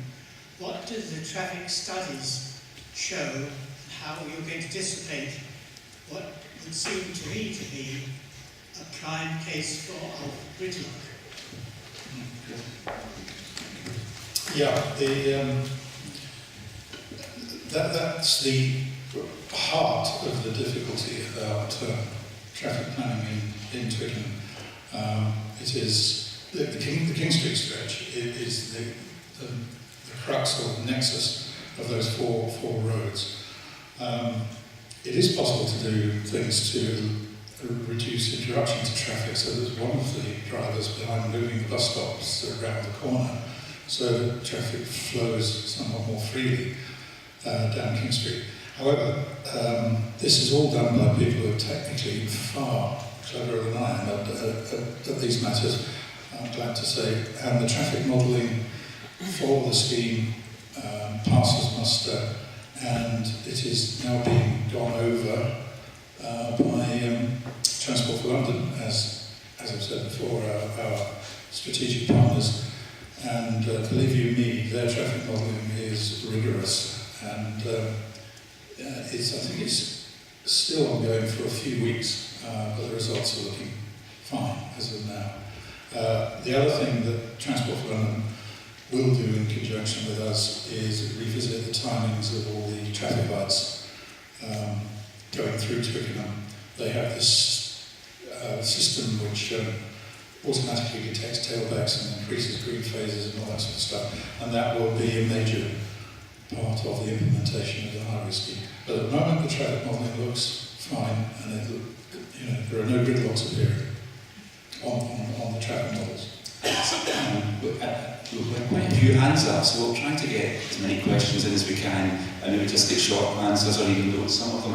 There was one just here, yes, and then we'll move across to the other side. Thank you. I live on Craven Way, opposite the playing field owned by the college. And my question is, what will be any impact on that field, lovely open space, by any developments going on at the college site? Well, perhaps I should answer that, but I know that Cllr Hodgins wants to say so. First of all, I do think that what is being proposed, which is the creation, Haymarket are planning to move to that area of the borough from by the river and Thames. Haymarket, apart from, I think, the council is the borough's biggest employer. Losing those jobs to the borough would have been disastrous. As a matter of fact, they're going to create more jobs in the borough, which is great for young people. We're working on a scheme in partnership with the Richmond College, which has contracted in size. It's become less popular over the years. To rebuild the college, to build a new secondary school, community school, and perhaps almost most important from my point of view, to replace the inadequate facilities, special schools. We really want to see our special schools for children with special needs, and talking Clarendon here, brought up to the best. Now that will mean extra movements of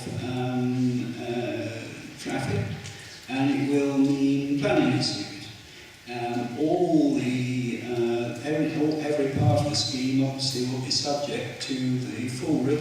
planning process, and the demands and expectations of the council, those involved, the college and the Haymarket and the new school proposition, they will all have to satisfy planning requirements of the council. The number of dwellings, the number of new houses which is proposed is massively fewer than if you remember a few years ago there was a scheme for a very large development on that site.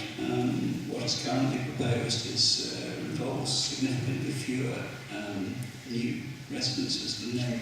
I think Councillor Hodgins might want to say something also. But this will, there will be full planning procedures on this when precisely those issues will have to be dealt with to the satisfaction of planners.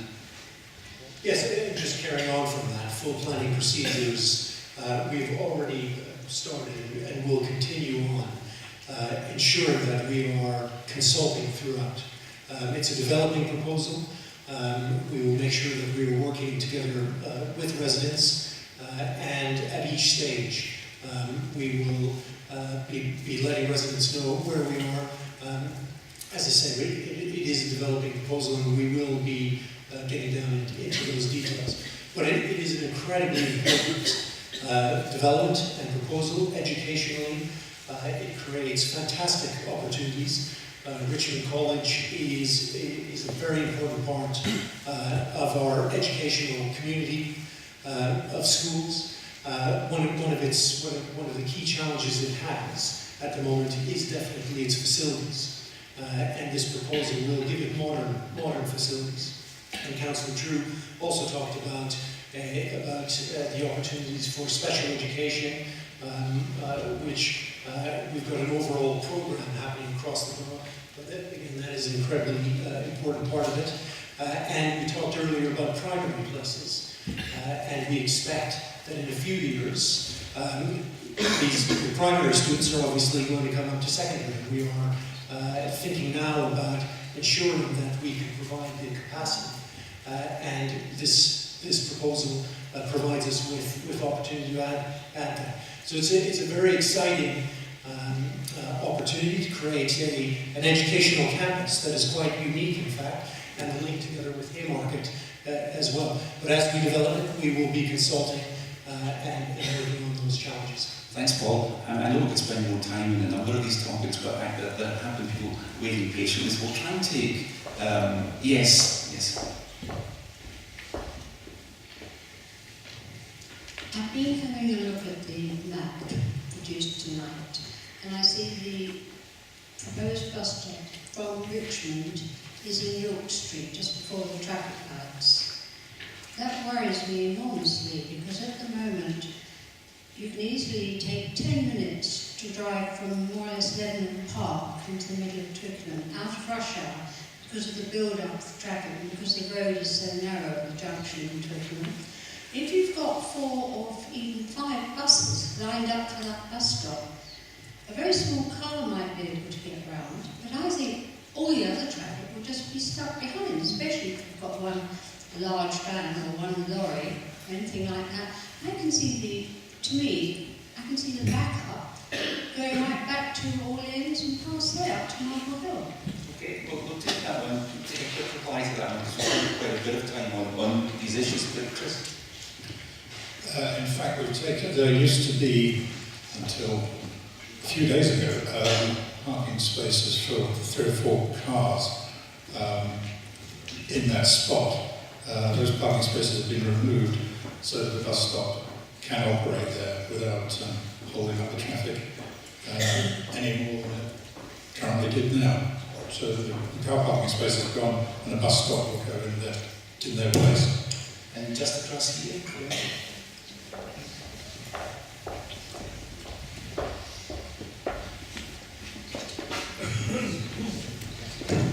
Thank you. We touched upon representative democracy earlier this evening regarding the train station. Does it serve the democratic needs of the residents of Twickenham Riverside to have one of their councillors living for the majority of their time in Cornwall and receiving her full councillor's allowance? Thank you. Well, Councillor Roberts, I think that you probably should have these kind of political debates in the council chamber. The councillor you referred to, who was a shopkeeper in this town for a long time, much respected and liked person, we welcome your presence here tonight. Interested, you enjoyed tweeting all evening. That councillor has fulfilled fully her requirements. She's attended all the meetings. She's also spoken and acted on behalf of local residents. And I think it's very unfortunate in a cordial meeting like this that you've chosen to launch a personal attack on a person who's absent from the meeting. But I will not do anything. I will not pursue that. It's very difficult to discuss personal issues here. There is another question just behind. Oh, come on. It's an interest. It's a matter of interest for residents in Twickenham, and this is for residents of Twickenham to find out about. No, well, we've got about 5 minutes to go. Okay. And there's someone else waiting to come in. The question dodged. Thank you very much. Thank you. I'm afraid it's another bus stop issue. It's an extension of the bus stop discussion. Firstly, could I applaud Lord True's sentiments about the centre of Twickenham, because you're absolutely right. It is like a racetrack. It's very, very dangerous, that King Street area, both for every road user, not just for cars and buses, but mothers with children, etc., etc. Regarding the moving of bus stops, I don't believe Councillor Harrison answered the first question, question number 2, of Susan Scorers, which was what provision will be made for old people, particularly old people, people who have limited movement, changing buses. The great difficulty in the centre of Twickenham is that you can travel west from Richmond and take a bus into King Street, and then almost certainly have to change buses to either go left down Cross Street towards Teddington and Kingston, or to go straight on towards Hampton and Whittle. The advantage at the moment of the bus stops being in the centre of the town are that in order to change buses, one can walk, say, 10 metres from one bus stop to the other, rather than 150 metres from one road to another and across another road. I think it really is quite a serious issue, and as I recall, the answers that you gave to Susan Scorer's questions were that there will be a new bus that will serve Waitrose and a bus stop that will serve Waitrose and the library, and Transport for London are very good and they know what they're doing. I don't think that really gives us enough information, but I really do applaud your sentiments.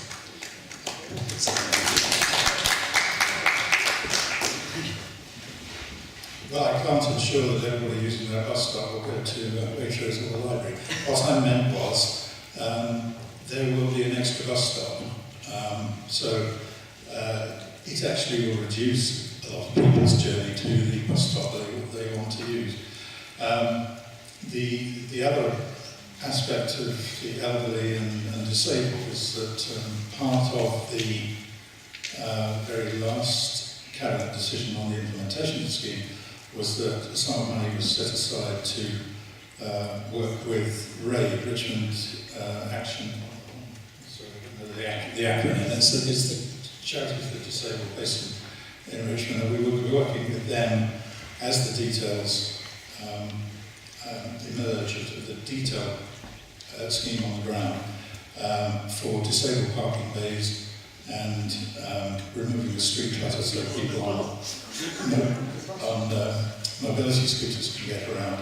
And the pavements will be wider, it will be easier for wheelchair users and people on those certain mobility scooters. And there will be extra disabled places put in the heart of the scheme. The questions of advantage and disadvantage by the movements of bus stops has been exhaustively analysed over 18 months, and as I said previously, the last decision of the Overview and Scrutiny Committee was unanimously to go ahead and approve the scheme. And I'm going to make this the last question because we're just coming up to 9 and we want to just keep to the times. Yes. Just three very quick points. The first one is in relation Yeah, to... sorry, get one from the microphone.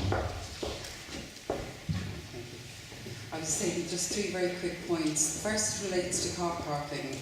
Certainly around Twickenham there is a total absence of car parking, and as part of the regeneration, what are the plans to improve car parking? Specifically, is there an intention to open up a car parking centre? Because without that, as far as I'm concerned, and many people with whom I've spoken, the general belief is that unless car parking can be improved, the regeneration of Twickenham from both a retail and a commercial perspective will never happen.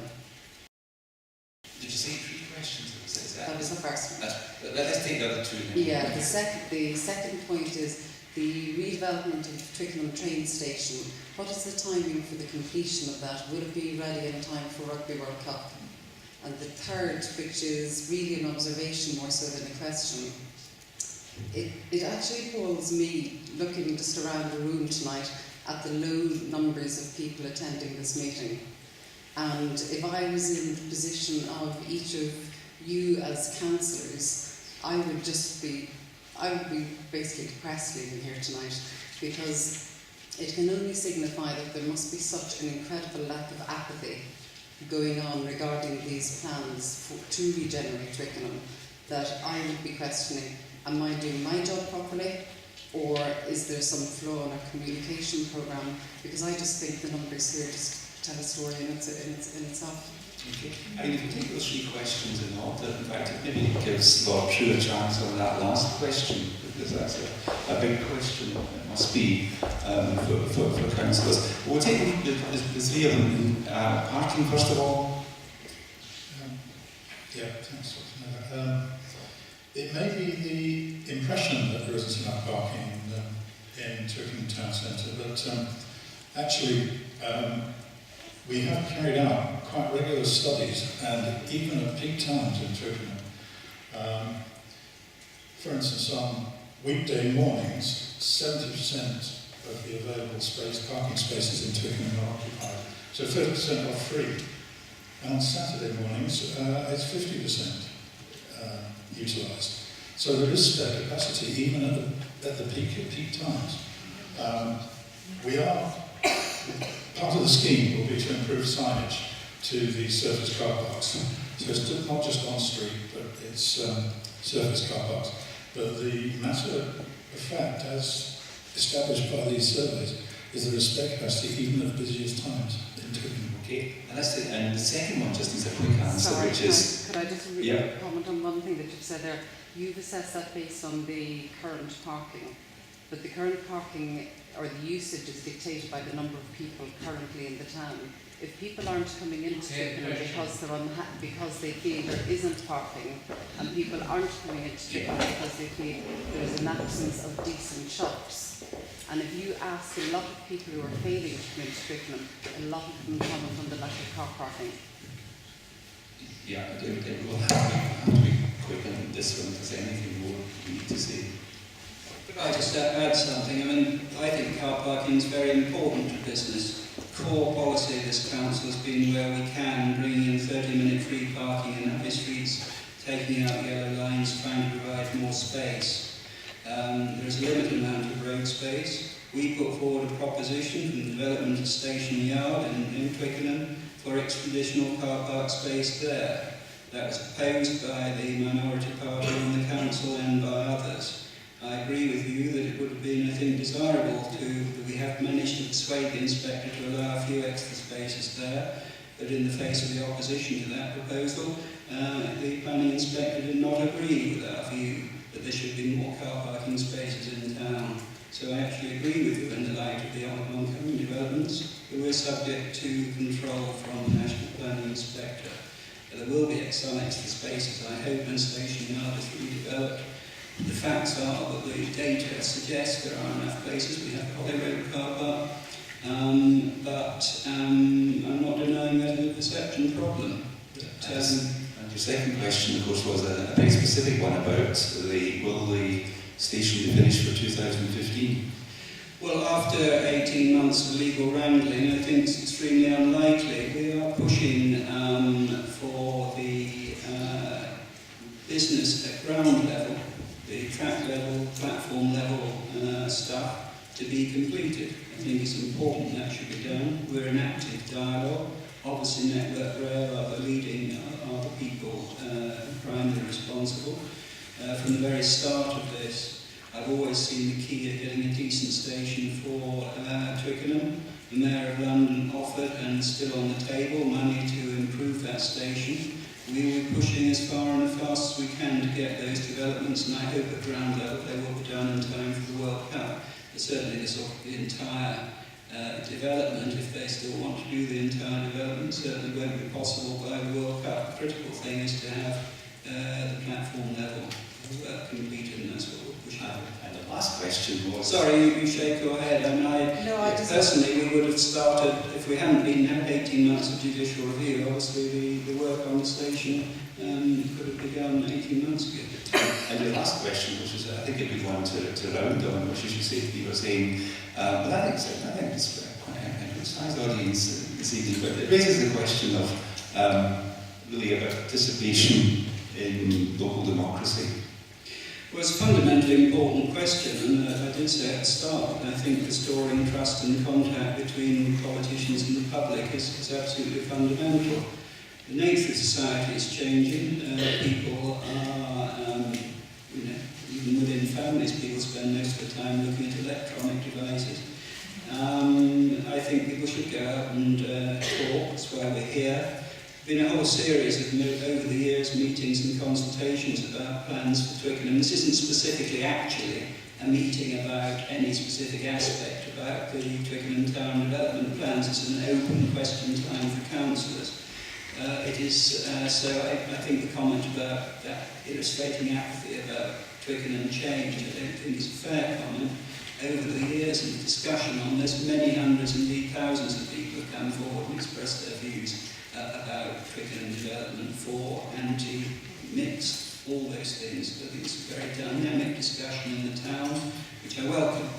This is an experimental forum. I think it's something we should put on the table.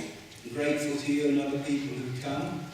I said the first thing I said when I met the Chief Executive the first time I became new to this council is that I'm not afraid of failure. I think we should try to do things. We should try to, as a community, to have aspirations and to try to make our community and our place better. Part of that, I would like to see this kind of dialogue taking place. It does in New York and other places, precinct by precinct, area by area, with dynamic audience participation and involvement. I hope that can develop. I hope that you will tell people it's something worthwhile. I hope you and others have felt it's worthwhile. If it doesn't work, we'll all retreat behind our electronic screens and send emails to each other. I think that would be very sad.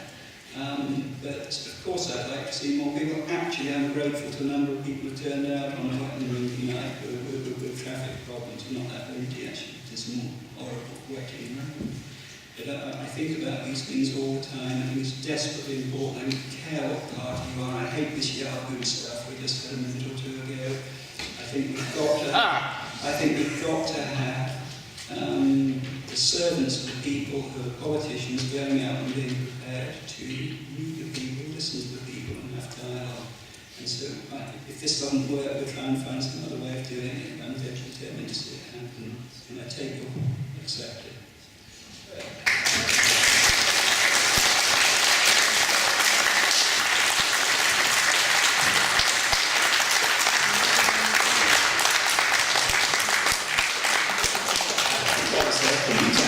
Is to thank you for coming along this evening. The fact that we're 10 minutes beyond 2 hours, I think, is a sign that it has been a successful evening. Thanks. Thank you.